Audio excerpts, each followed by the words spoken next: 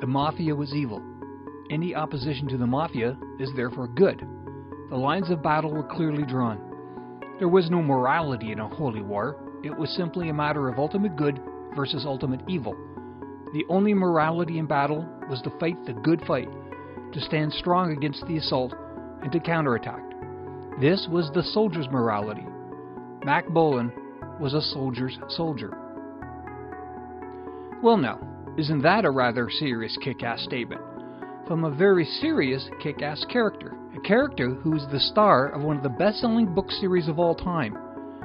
The character is, of course, Mac Bolan the Executioner, and due to a perfect storm of commercial and social factors, unwittingly gave birth to its own genre of fiction that echoed throughout popular literature for many years. I'm VJ, this is The Hairy Edge, and let's dive into it.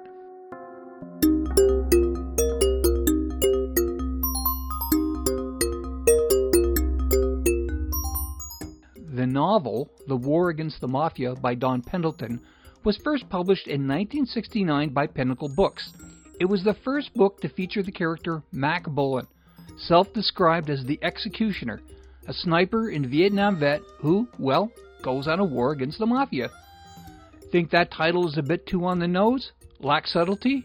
Well, buckle up. Pendleton was a veteran of both World War II and Korea, and, among other things, went on to become an engineer at NASA. He was also a novelist. You could call him a pulp novelist. He wrote and published several books across several genres, like sci-fi and crime and westerns. He wrote 5 novels that featured Private Eye Stuart Mann, a hard-boiled character with a gun and an overactive sex drive that he actually named. Old creature, he calls it. You know you have your priorities straight when you essentially make your horniness into your pet. These kinds of stories were more explicit than the pulps that preceded them and were made possible by direct-to-paperback publishing.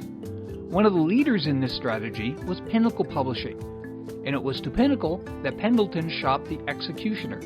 Unlike Pendleton's previous characters, Mac Bolan was deadly serious. He was not a sleazy, hard-boiled detective. He was a war-bred killing machine on a mission of vengeance. There is no self-doubt here. There is no real introspection. Was this a new kind of pulp hero? This is the era of Dirty Harry, Charles Bronson, and spaghetti westerns. Pendleton coins the phrase men's action-adventure books, and a new fiction genre is born. Pendleton pens 37 of the novels himself, concluding his war against the Mafia. But wait, we are not done yet. Pendleton sells the rights to the Executioner to the publisher Pinnacle and later Gold Medal. There are spin-off titles, Able Team and Phoenix Force, featuring mercenary teams. There is a sub-series called Stony Man. In all, the Executioner spawns 464 books. Pendleton defines the Executioner as a formula.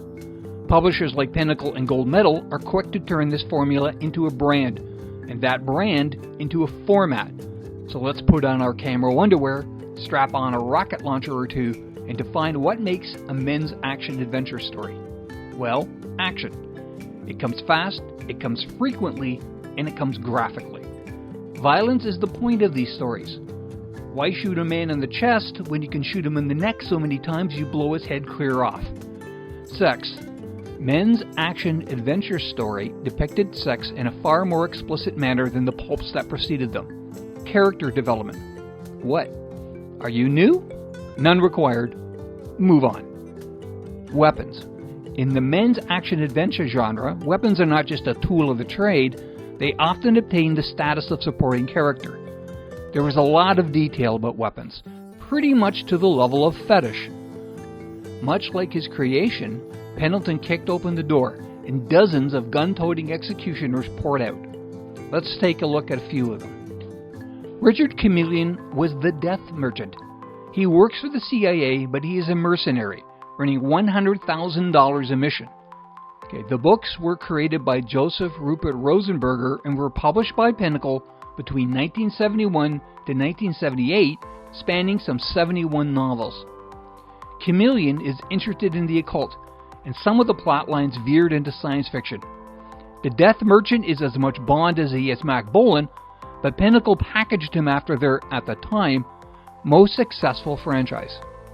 If the Death Merchant was James Bond packaged as the Executioner, the Butcher was a pulp hero on steroids packaged as both.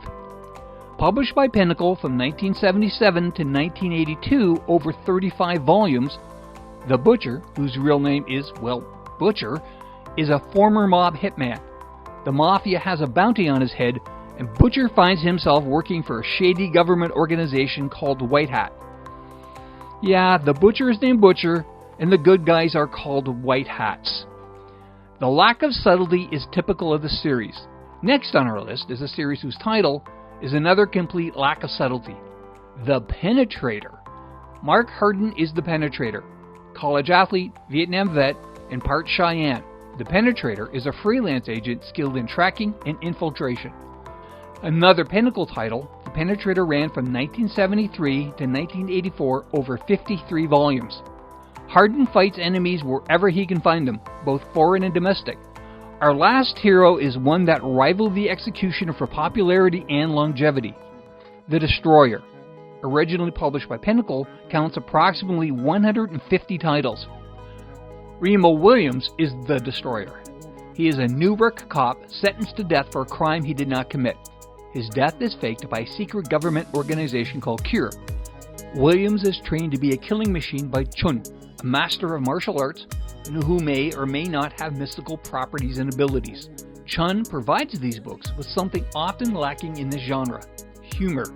This ancient mystic often derides his very human pupil for being, well, human. The Destroyer series gained some additional fame. In 1985, Orion Pictures released the film Remo Williams' The Adventure Begins. Starring Fred Ward as Williams and Joel Grey as Chun, the movie was intended to be the first in a franchise, but it never got off the ground. Still, it enjoys a kind of cult status to this day. Of the series mentioned, the Executioner stands out in one perspective: vengeance. The Death Merchant, the Butcher, the Destroyer were all operatives or mercenaries of one sort or another. Mac Bolan, at least in the original novels written by Pendleton, was motivated by vengeance. Marvel Comics writer Jerry Conway conceived the Punisher as a clone of the Executioner. Frank Castle is a war vet who wages war against the Mafia for the murder of his family. Although he first appeared in the pages of Spider-Man, Castle is not a superhero.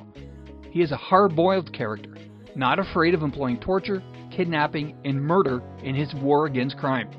This character has survived since 1974 and has the most cross-media presence of any of the titles I've discussed.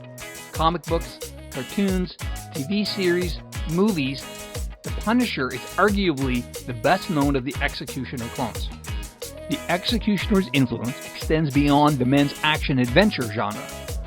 Vengeance has long been a plot point for Western novels, but the 1970s saw a rise to a new kind of cowboy hero.